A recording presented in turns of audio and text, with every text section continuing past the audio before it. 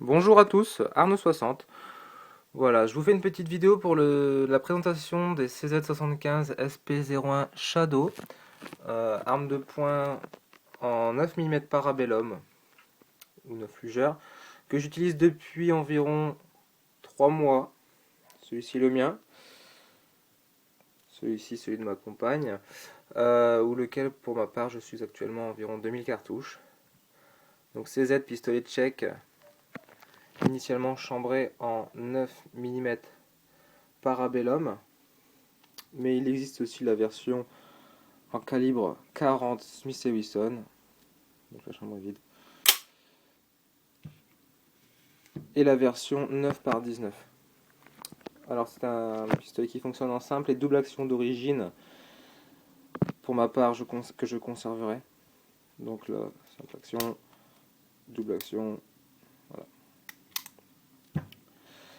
D'un poids d'environ quand même 1180 grammes, avec un chargeur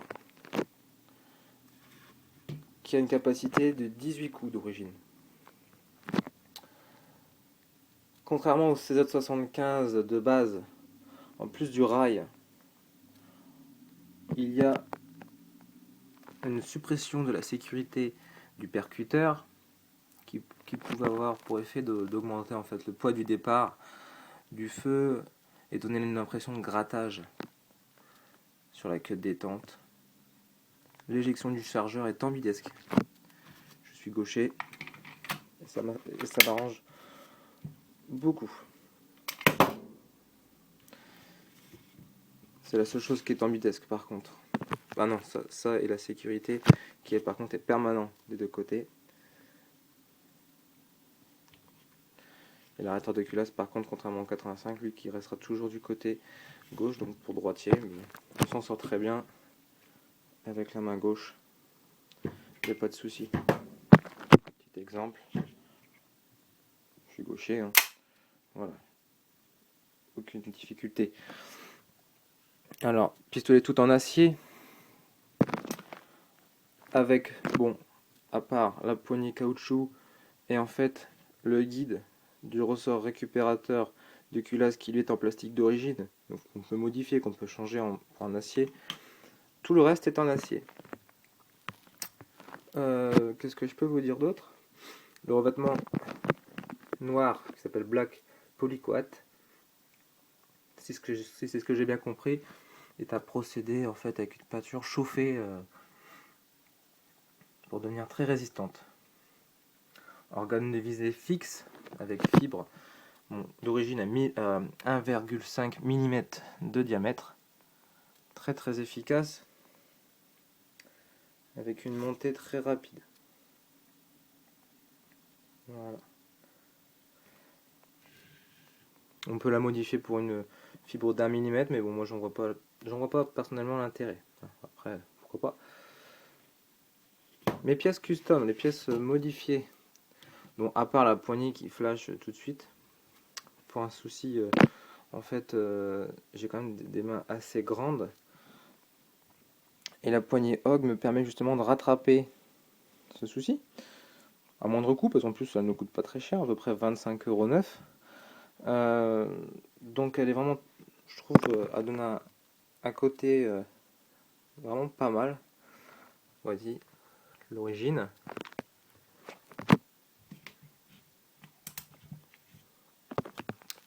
Et la version avec la poignée Hog. Donc suite à ça, une prise en main qui est vraiment améliorée. Les doigts sont un peu plus corps avec l'arme, on va dire. Donc voilà pour la poignée. Ensuite le marteau. Marteau US.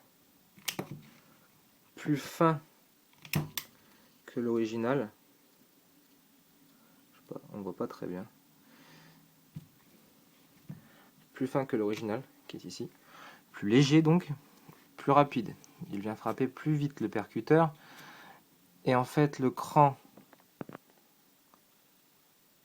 ici, qui permet justement d'être libéré par la gâchette, sur le US est plus bas et plus petit. Donc en fait, le poids se retrouve allégé. Déjà d'origine, rien qu'en changeant le marteau. Ensuite, moi j'ai aussi remplacé le ressort ici qui permet aussi de faire frapper le marteau par un plus léger, toujours dans le souci de faire alléger la détente. Et le ressort récupérateur est lui par contre alourdi pour avoir une culasse qui vient taper moins fort contre la carcasse et avoir justement une montée moins forte et donc améliorer un petit peu le confort déjà et un petit peu la précision. Voilà tout ce que j'ai à dire sur les CZ, en tout cas sur les miens. Le reste est totalement d'origine. Voilà. J'ai jamais eu de casse, jamais eu de problème. Bon, en même temps, j'ai que 2000 cartouches de recul. En ce qui concerne le réglage, moi j'ai une petite méthode que j'ai trouvée toute simple. Coller un post-it, enfin 2 post-it, un sur la hausse, un sur la carcasse de culasse, et faire des petits traits au crayon de papier le plus fin possible. Et c'est le seul moyen que j'ai trouvé pour me rendre compte en fait du déplacement de la hausse. Avec ce souci, j'arrêtais pas de me balader une fois à gauche, une fois à droite. Pour vous faire voir à peu près le résultat, j'ai des cartons que j'ai conservés. Donc là, groupement moyen quand même, bien. Il y a 50 cartouches. Les 50 sont là, même celle qui est tout en haut à gauche qui dépasse presque le carton. Donc on voit quand même que le groupement moyen est plus à gauche. Donc j'ai touché à la hausse comme ça, hein, et je me suis retrouvé à droite. 2 dixièmes de millimètre sur la hausse et je me retrouve comme ça, à l'opposé. À gauche, à droite. J'ai retouché et je me suis retrouvé avec un groupement un petit peu meilleur, on va dire. Et je suis reparti à gauche. J'ai retouché, je suis reparti à droite. Et à partir de là, j'ai fait la méthode avec le post-it, comme je vous ai fait voir. Et voici maintenant ce que ça donne. Voilà, mon tout dernier carton, 50 cartouches. Les 50 sont là, je pense que là où d'ailleurs un coup d'eau, je sais pas, mais bon, le groupement est quand même là. Hein. J'ai fait plusieurs chargeurs avec 2,10 et 3,9 par exemple. Donc voilà. Donc c'est la fin de ma vidéo.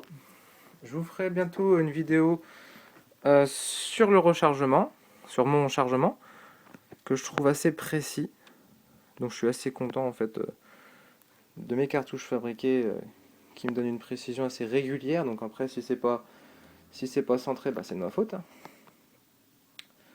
Et puis voilà, j'espère que j'ai rien oublié, que j'ai pas dit de bêtises. Si vous avez des remarques, n'hésitez pas. Si vous avez des exemples de vidéos que je peux vous faire, n'hésitez pas. Allez, au revoir.